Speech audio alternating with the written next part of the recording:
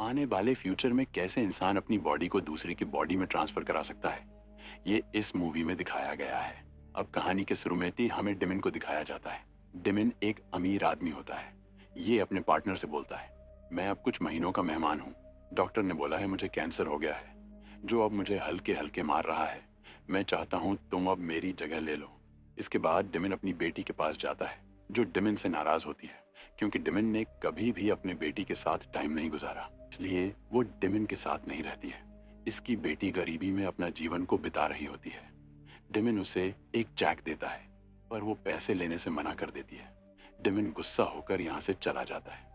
अब demean Google पर एक साइंटिस्ट को देख रहा होता है, पर वो ठीक से देख भी नहीं पाता है और उसके मुंह से खून आने लगता है और वहीं पर बेहोश हो जाता है। इससे पहले डिमिन को एक कार्ड मिलता है। डिमिन उस जगह जाता है। वहां का मैनेजर डिमिन से बोलता है, आपका दिमाग और आपका काम काबिले तारीफ है।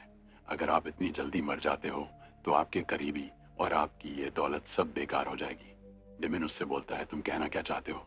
मैनेजर बोलता है, मैं चाहता हूं आप मरने से पहले अपना दिमाग दूसरे शरीर में ट्रांसफर करा लो। इसमें आपको किसी तरह से परेशानी नहीं होगी। डिमिन उससे बोलता है, इसके बारे में मैं तुम्हें बाद में बताऊंगा, और यहाँ से चला जाता है।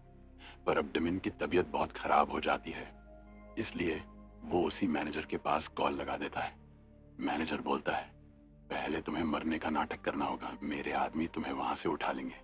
डिमिन ऐसा ही करता है, लोगों के बीच में दिल पर हाथ रखकर जमीन पर लेट जाता है, और तभी मैनेजर के आदमी आ जाते हैं और डिमिन को यहाँ से ले जाते हैं।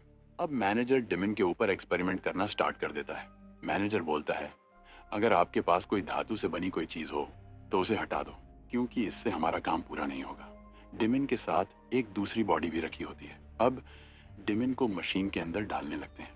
कुछ ही मिनटों में डिमिन की पहले वाली बॉडी मर जाती है और दूसरी बॉडी में डिमिन का दिमाग ट्रांसफर हो जाता है। अब डिमिन को हैलोनेशन होना शुरू हो जाते हैं। मैनेजर डिमिन को एक दवा की शीशी देता है और बोलता है, तुम्हें टाइम पर इस दवा को खाना होगा, और आज से तुम्हारा नाम डिमिन नहीं है, अब तुम्हें लोग जैक नाम से जानेंगे। ये सब बताकर मैनेजर उसे एक घर भी देता है। डिमिन इस नए शरीर में बहुत खुश होता है। ये हर रात एक न्यू लड़की के साथ संबंध बनाता है। टाइम पर दवा ना लेने की वजह से डिमिन को कुछ सपने आना शुरू हो जाते हैं। सपने में एक पानी की टंकी और एक बीमार बच्ची को देखता है। अब डिमिन मैनेजर को ये सब बताता है। मैनेजर बोलता है, जब हम दूसरी बॉडी में अपना दिमाग ट्रांसफर करते हैं तब ये सपने आने लगते हैं। कोई बड़ी बात नहीं है, तुम बस टाइम पर दवा खाया करो। पर अब डिमिन को मैनेजर की बातों पर शक होना शुरू हो जाता है, इसलिए वो गूगल पर उसी पानी की टंकी को सर्च करने लगता है, और तभी डिमिन को पानी की टंकी मिल जाती है। डिमिन 2 दिन का सफर करके उस जगह पर पहुंच जाता है। घर में जाके देखता है तो कोई भी नहीं होता है, और तभी एक लड़की पीछे से बंदूक के सहारे डिमिन को पीछे घूमने को कहती है। जब डिमिन अपना चेहरा दिखता है तो ये लड़की इसे मार्क कहकर पुकारने लगती है। इधर मैनेजर ने मार्क के पीछे अपने लोग लगा दिए होते हैं, इसलिए वो डिमिन को ढूंढ लेते हैं। ये लोग डिमिन को पकड़ना चाहते हैं और लुइस को जान से मार देंगे ताकि किसी को कोई सबूत ना मिले। डिमिन इन लोगों से बोलता है, तुमने मुझसे कहा था ये बॉडी तुमने लैब में बनाई थी, तुम लोगों ने एक जिंदा इंसान को मार दिया। ये लोग डिमिन से बोलते हैं, जिसकी बॉडी में तुम्हारा दिमाग है, यानी कि मार्क। इसने अपनी मर्जी से तुम्हारे दिमाग के लिए अपनी बॉडी दी है। उसने अपनी बेटी को बचाने के लिए खुद को मार दिया। हम लोगों का ये बिजनेस है, ऐसे ना जाने कितने लोग अपनी मर्जी से ये सब करवाते हैं। और तभी डिमिन का दवा खाने का टाइम हो जाता है, इसलिए वो वॉशरूम में दवा खाने जाता है और फिर डिमिन इनके साथी को मारने लगता है। ये सब डिमिन यानी मार्क को पकड़ने लगते हैं, पर ये हाथ नहीं आता है, तो ये पूरे घर को आग लगा देते हैं। डिमिन लुइस को लेकर यहाँ से भागने लगता है। मार्क की बच्ची भी डिमिन को गले लगा लेती है। अब डिमिन को सब समझ आने लगता है।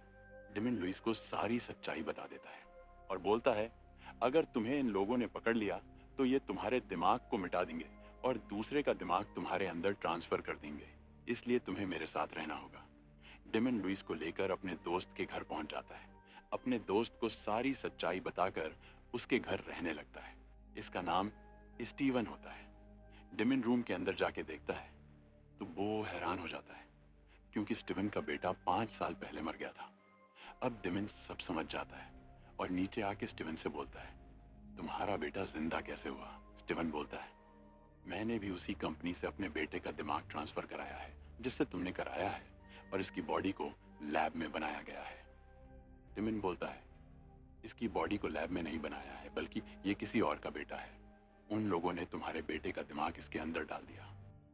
अब स्टीवन ये सब जान के बहुत निराश होता है और वो डिमिन से बोलता है, तुम यहाँ से भाग जाओ, उन लोगों ने अभी फोन किया था, वो लोग तुम्हें पकड़ने आ रहे हैं। डिमिन बोलता है, मैं दूसरी तरफ से निकलता हूँ, तुम इन दोनों को लेकर दूसरी तरफ से निकलो। अब मैनेजर के आदमी लुइस और उसकी बेटी को पकड़ लेती है, इसलिए डिमिन को मजबूरी में अपने आप को मैनेजर के हवाले करना पड़ता है। मैनेजर डिमिन का दिमाग मार्क की बॉडी से डिलीट करना चाहता है और उसके अंदर दूसरे का दिमाग डालना चाहता है, इसलिए वो डिमिन को मशीन में लिटा देता है। मशीन का काम पूरा होते ही इन लोगों को लगता है डिमिन का दिमाग डिलीट हो गया है, पर डिमिन ने बड़ी चालाकी से मशीन में एक लोहे का टुकड़ा चिपका देता है, जिस वजह से मशीन उसका दिमाग डिलीट नहीं कर पाती है। इधर डिमिन मैनेजर के लोगों को मारने लगता है। सब लोगों को मारने के बाद अब बारी होती है मैनेजर की, इसलिए मैनेजर एक बुलेट प्रूफ रूम में छुप जाता है, पर डिमिन उस गिलास को आग से जलाकर मैनेजर को मार देता है और इस कंपनी को पूरी तरह तबाह कर देता है। फिल्म के लास्ट में दिखाया जाता है, डिमिन अब मार्क बन के लुइस के साथ में रहने लगता है और इस मूवी का बस यहीं पर एंड हो जाता है।